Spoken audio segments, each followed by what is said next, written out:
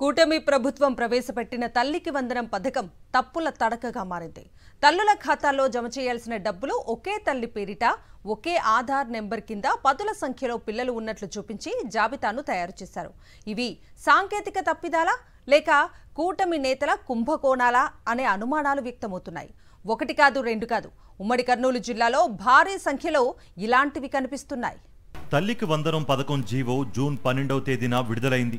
అదే రోజు రాష్ట్రంలోని సచివాలయాల పరిధిలో పథకానికి అర్హత సాధించిన వారి జాబితాలను ప్రచురించారు. ఈ జాబితాలో తమ పేర్లు ఉన్నాయా లేదా అని లబ్ధిదారులు పరిశీలించారు. ఇందులో గతంలో అమ్మఒడికి అర్హత సాధించి ఇప్పుడు తల్లికి వందనం జాబితాలో పేర్లు లేని వారు వేల సంఖ్యలో ఉన్నారు.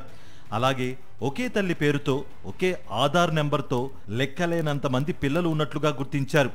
కర్నూలు జిల్లాలో 20,806 మంది విద్యార్థుల పేర్లు తప్పుగా ఉన్నట్లు విద్యాశాఖ కమిషనరేట్ నుంచి డీఈఓకు జాబితా వచ్చినట్లుగా తెలిసింది.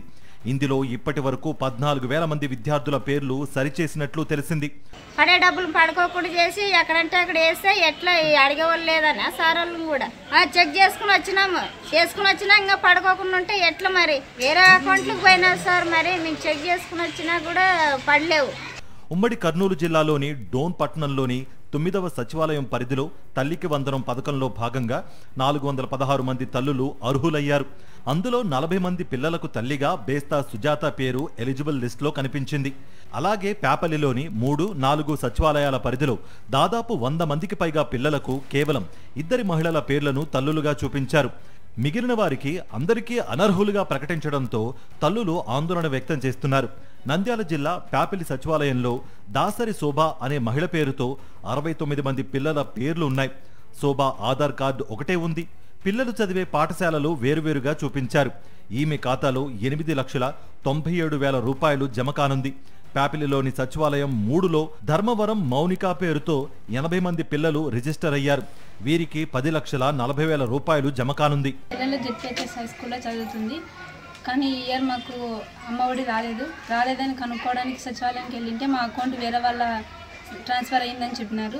అలా ఎలా చేస్తారని మేము అడగడానికి కార్య సిబ్బందిని అడిగితే వాళ్ళు ఏం రెస్పాన్స్ కాలేదు.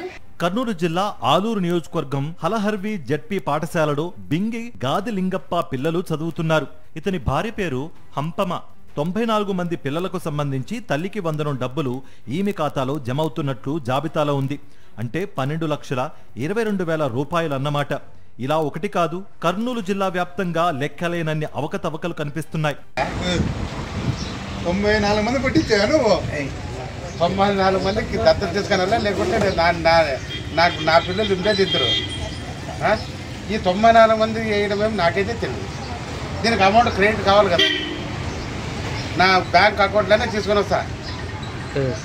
మీరే చెక్ చేసుకోండి, పడింటే ఆడ సొంతం పెట్టుకుంటే ఆడ పెడతారు. 94 మందికి ఒకే అకౌంట్ మీద క్రెడిట్ అయిందని వార్తలు వచ్చినాయి. అది మా దృష్టికి కూడా వచ్చింది.